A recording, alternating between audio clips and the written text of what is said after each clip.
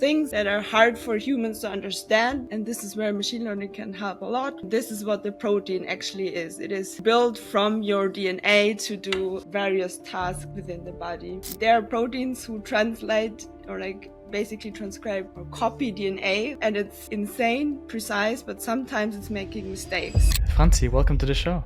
Yeah, thank you for having me. Really cool. Today we'll talk about the evolution of protein engineering. But before we jump into that, can you give the audience a little bit of an overview? Like, who's Franzi in the first place, and what are you actually working on? Because you do quite some exciting stuff. Yeah, sure. So my name is Franzi. I'm a machine learning engineer at Cradle, and we use generative AI to optimize proteins. So working in a biotech space. I myself have a computer science background, so I've studied in Munich in Germany. I've been at MIT for a while. I've worked at Google for a little bit before I found Cradle. Yeah, and we use ML to make better proteins. That sounds good. We'll jump into that a little bit later, but can you talk a little bit about the significance of why we use maybe machine learning in biology in general? Right, so if you start looking at proteins, you may all have seen the structure of a protein when Corona was big. They were showing the vaccine structure. That's just a big blob of things. But if you actually dive into it, you'll understand how this structure is actually working. So it's carrying out some function, and it takes so-called protein engineers, full PhDs to learn to understand this and see there are kind of pockets sometimes that then catalyze reactions or dock to some other cell or all kinds of things that are hard for humans to understand. And this is where machine learning can help a lot, because they just take these proteins, which you can actually just represent as a string, so as a sequence of capital letters, and learn a whole lot faster and better what's going on there and what sequence does which task, basically. Yeah, why is it so important? Like, why are proteins so important for humans in the first place? Is it? I mean, it serves several purposes, I guess, in our body. Yes. So they're not just in protein shakes. Actually, our body can also kind of eat proteins, but or make produce energies from them. But basically, all main tasks are carried out by protein. So if you flex a muscle, or if you digest food, or hormonal systems, whatever, all this is supported by proteins. They are the actual mini machines that carry out these tasks, which makes them quite crucial. And how this works is, I guess you all know, we have cells, and each cell has a DNA strain, and that's basically the core information. And from DNA you'll make RNA, mRNA, and I like to compare this to actually loading code into memory. So your DNA is your script that you stored on your machine. You load it into memory, which is making mRNA, and then you build you create an object from it in an object-oriented language, and that object does carry out the function. So this is what the protein actually is. It is basically built from your DNA to do various tasks within the body. I see. When you do machine learning for protein engineering, I guess you can develop things much faster. When we talk about things, does that mean like developing, for example, vaccines faster, or maybe even identifying or reverse engineering like diseases, for example? Because I think if proteins maybe don't fold the right way, like, do you get sick? Like, what actually Yes. happens? So the underlying causes are really on the DNA level. So there are proteins who translate or basically transcribe or copy DNA. For instance, when your cells divide, you need the DNA to be there twice, and there's a whole engine who does this copy mechanism, and it's like insane precise, but sometimes it's making mistakes. So you'll introduce mini mutations, which then lead to mutations in your protein. Um, and then cancer, for instance, is a like bug in your proteins or in your DNA that causes the cell to replicate infinitely, like without any boundaries, and it'll just go on doing that, so you get cancer. um, I see. How far are we, by the way, Franzi, in terms of like understanding cancer, and like how much can we work against it and maybe suppress even the spread of cancer, the problem or even really this the is, underlying mechanism even? Is that yeah, possible? as soon as you have that mutation, it's as of now impossible to get rid of it. Okay. There are mechanisms to edit DNA. It's the like famous CRISPR approach you may have heard of, but yeah, I don't think it's applied in humans as of now for like good reasons. You don't want to mess with people's DNA. Um, yeah, but like just understanding what's going on, of course, because there are a lot of proteins involved in the process, you can hook into it at various points in time. So if you build a drug that then, I don't know, inhibits one of the proteins that's crucial for the cell replication process, you would be able to then stop this. Or what's often done in pharma right now is they work with antibodies. So what there's the immune system of the body tries like detects malicious cells and destroys them. There's a whole mechanism for that. And if you're able to mark the cancer cells as malicious, your immune system will come and attack them. You need what's called antibodies for this. These are the little things that detect the malicious cell and are basically the markers. Yeah. Yeah. How does machine learning help here in terms of like speed and maybe identifying things a bit quicker? Like when we talk about machine learning, like is it just understanding the specific sequences and learning from them faster? Because I think we mostly know protein engineering from AlphaFold, right? This is kind of how it become famous to the Yeah. public. What are you This guys actually doing? Like if you obviously can talk about it.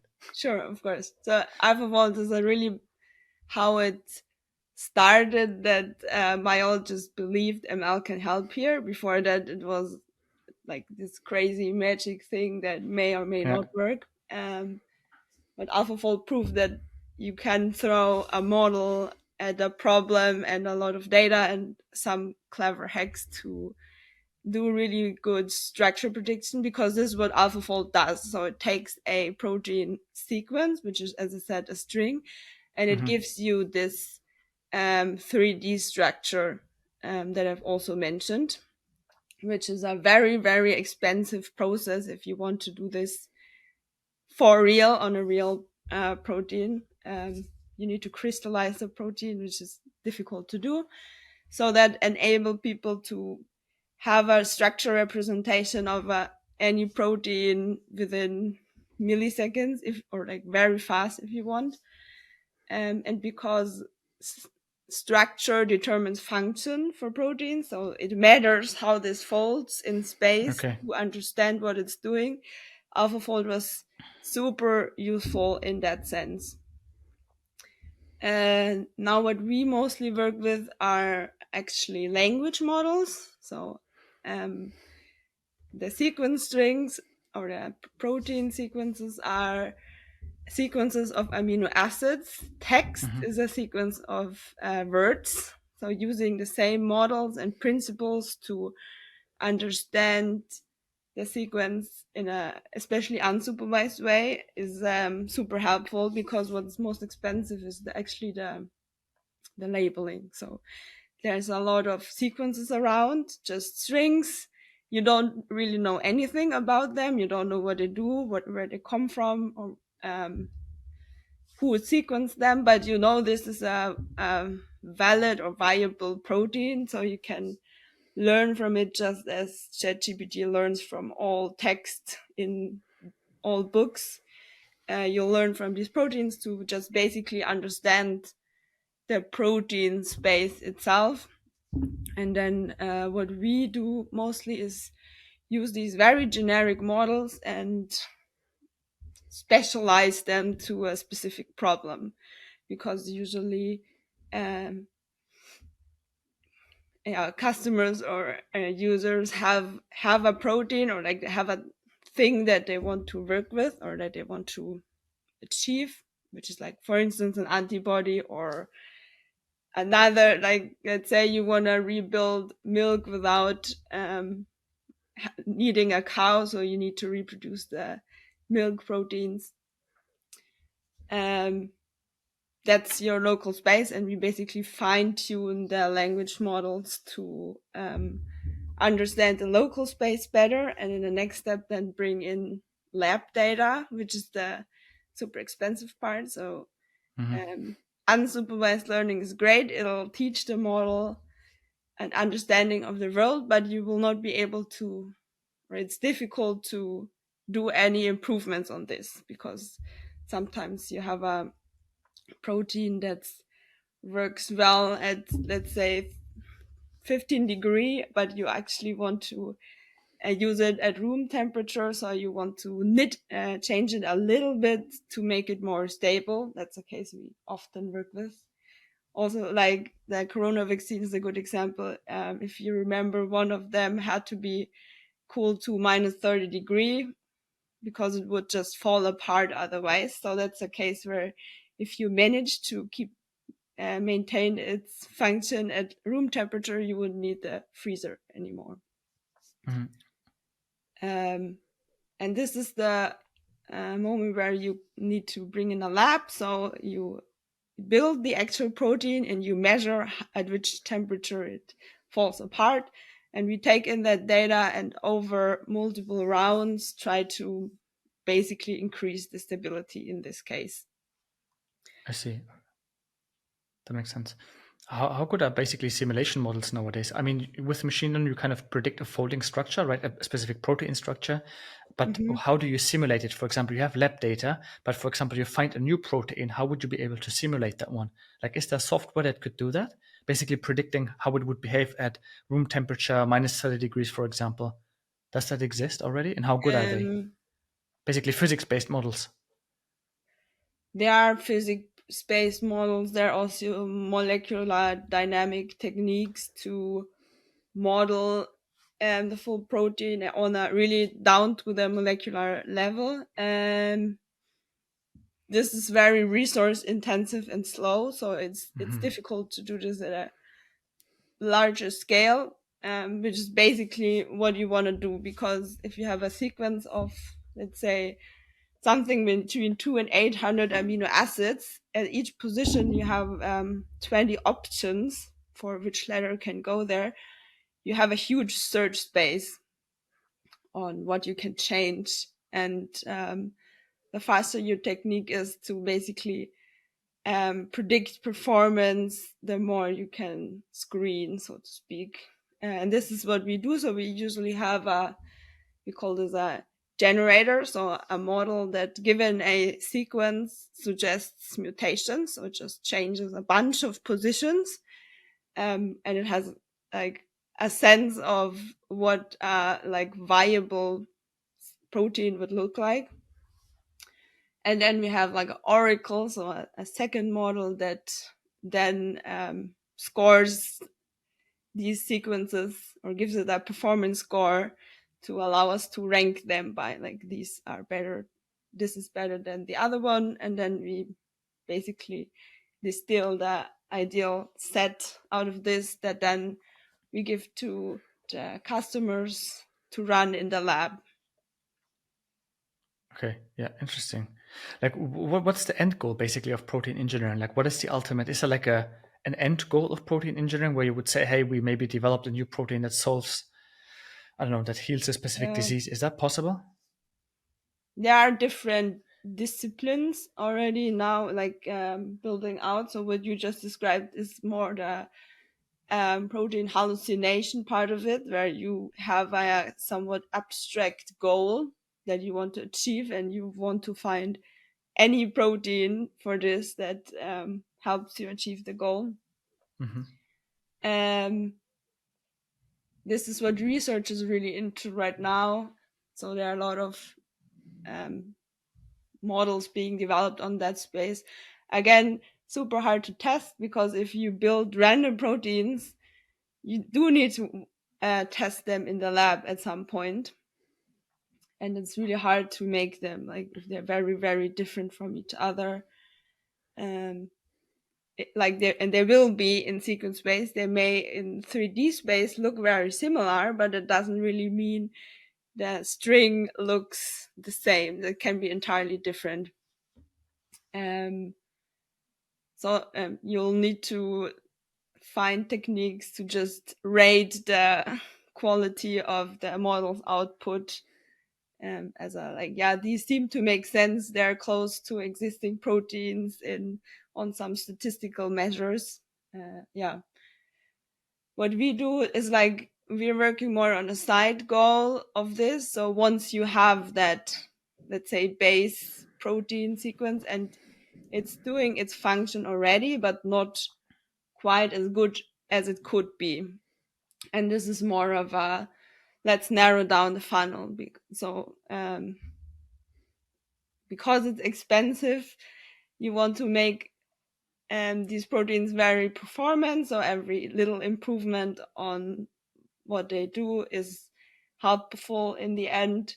If you think about a medical application, you will have to go through like trials at some stage. So um, every project that makes it to the stage and then fails is super expensive. So if you early on can either sort out or up to up the chances of getting a good or a successful, like, drug out of it, is, yeah, helps to speed up the process.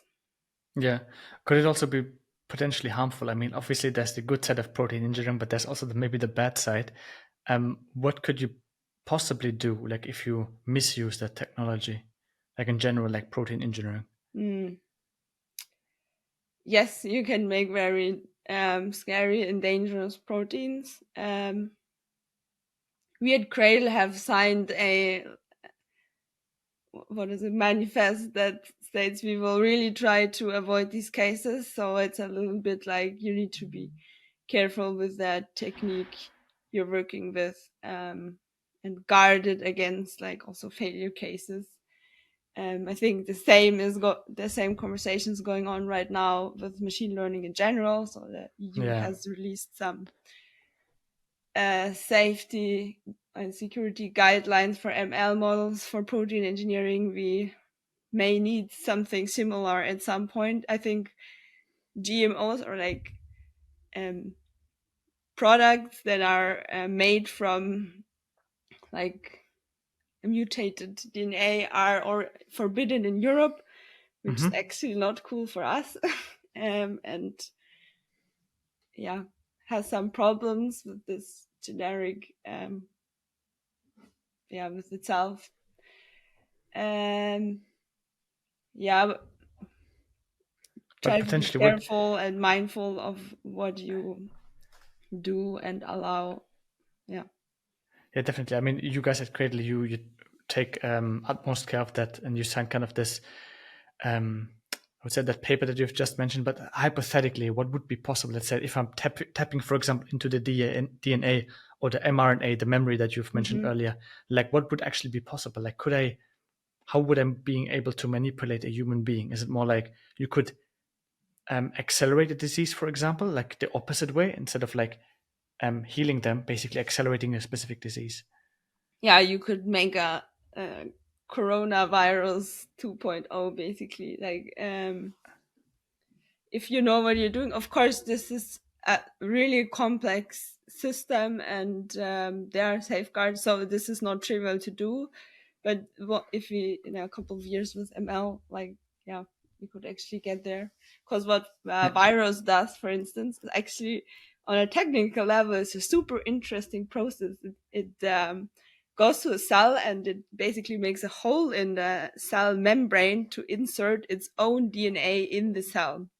And then the Okay. cell's reproduction system just replicates the cell within it. Super cool process, but yeah. What it does to humans is not cool. I think that Yeah. the topic itself is super fascinating, Franzi. Like, I have a follow-up question on that, like, because we talked about the corona. Mhm. Some people might say, some people say it's like man-made or basically made in the lab. Would you be able to, with machine learning, identify if a specific protein or virus has been engineered by humans, or if it's like a Mm. natural cause? Hmm. Is that possible? Like, you would basically see from the 3D structure that someone made it in a lab and not Mm, it not occurred out of. not really, no. The only thing you can do is, because there are huge databases of existing proteins, you can Hmm. check if you find it, and if you find one that has just a few changes, like mutations in specific positions, it's very likely that this is human altered protein. I see. Super interesting. Um, yeah.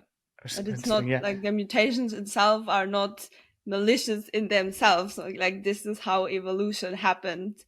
Um, just mutations happen over eons of years, and this is how we came to exist, by like evolving. So the same mechanism is bad if the mutation you introduced is harming you, but it can also be good because you're making, like, optimizing yourself in a way. And that's also why, for instance, the regulation on non-GMOs in Europe is, yeah, difficult, because this mechanism can also be super useful, and you can make more nutritious food, or um yeah, you can like replace real milk with fake milk, and it's like on a molecular or chemical level really the same thing. Hmm. um yeah. Okay, but does it have the same effect on the human? Like, if it's, you say it's the same thing, but would the body detect that it's maybe man-made? No, if it's really the same thing, it's just made a different way, then a body wouldn't really detect it. Oh, okay, that's interesting. Okay. I think, let's say someone wants to tap into protein engineering. Is there like open source frameworks that people could use? For example, I'm going to get into a database, maybe download a couple of example proteins, and I'm training my own machine learning model to kind of develop new proteins, like, I don't know, Hmm. using my laptop. I'm not sure if that's possible, but are there some open source frameworks for this? Yes, so there a lot, quite a few, let's say, base models around there. So research labs from big corps that have trained even ML models on large databases that are available on Hugging Face, for instance. So you can just pull the weights from that, and then you already have a non-stupid protein model. Hmm. um, and the data, like, there are a lot of open source databases where you can go to and get a training set, basically. Interesting to look is maybe AlphaFold, which is a easy to use implementation of AlphaFold, but it also Hmm. contains a database to basically extract this information. Because what AlphaFold does, it, given a sequence, first goes to the database, finds all sequences that are similar to some degree, and this is the input to the AlphaFold model then.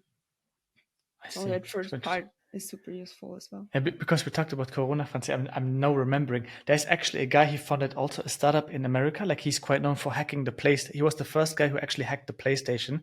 Mm-hmm. And I think during Corona, he actually used these open source things. And I think he has a series of like a couple of videos. I have to send it to you. He basically tries to reverse engineer the coronavirus, which is super Oh interesting. Like, wow. this is super interesting. I have to send it to you. Like, maybe also link it in the description. Like, Yeah. he's super smart, and he tried to use a database and also use, like, I think he even visualized it in Jupyter Notebook, like how the Mm-hmm. protein looks. It's super cool. We Mm. definitely have to check that one out.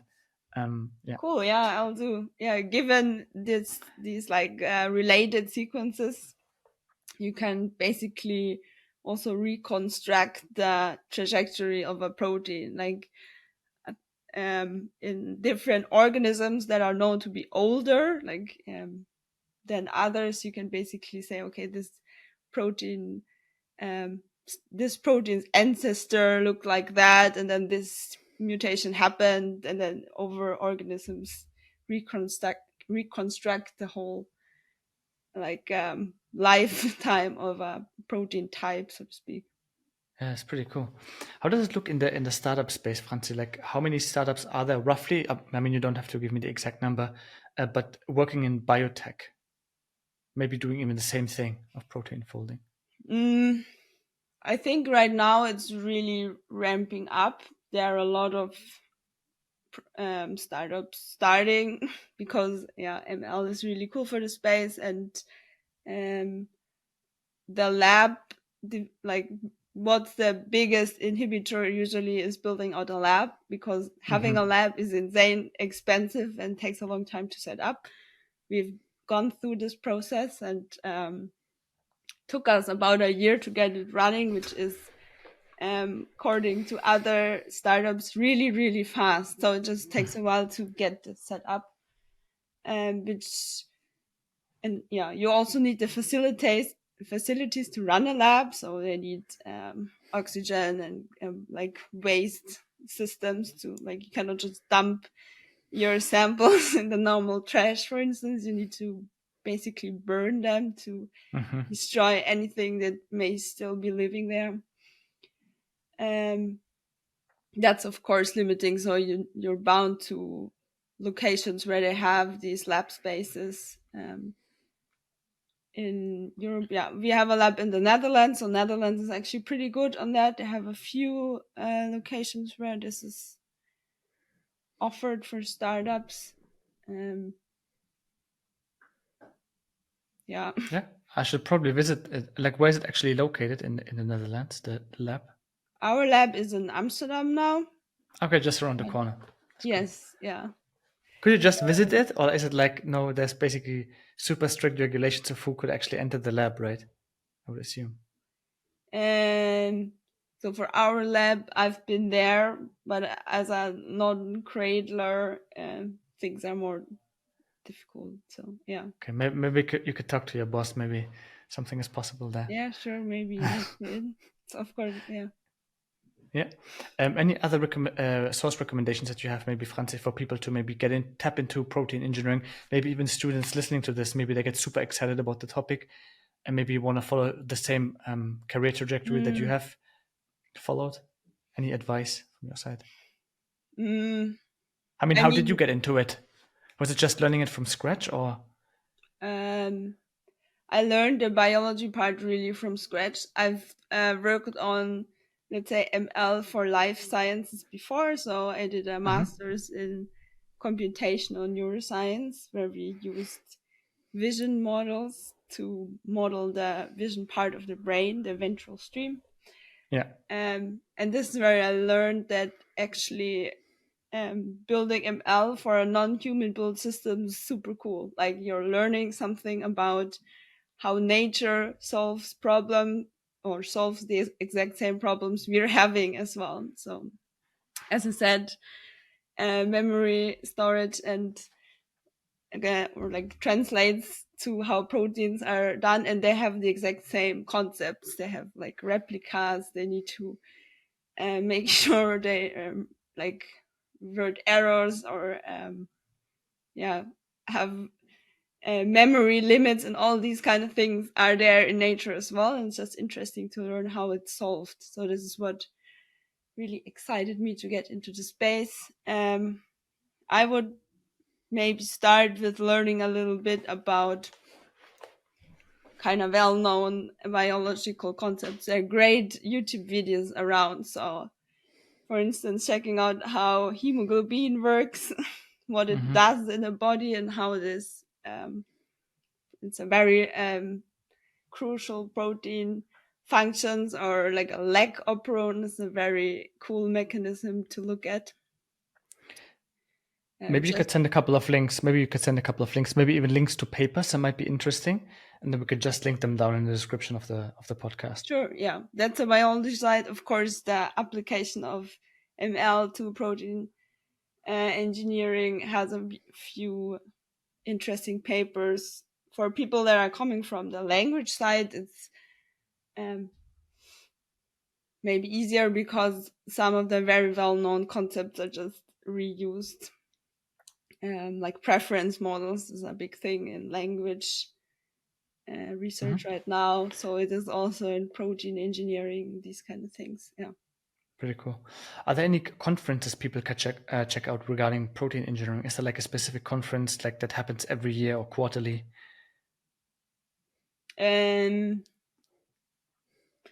Of course, there are a lot of conferences. Yeah. Syn Bio Beta is one. It's in the US, which is very focused on biology. So that's more coming from that side. Even like the big machine learning conferences are more and more getting into this field. Like big names like Joshua Bengio are interested in biotech topics. It doesn't have to be protein sequences. You can also work with DNA, RNA sequences, or just molecules. The concepts are really similar, just on a different level. So they have really big tracks on ML for life science now. I've been just 2 weeks ago at a conference in Lausanne in Switzerland, Applied Machine Learning Days. Lausanne has also a bunch of cool startups in that space. So a lot of great community there.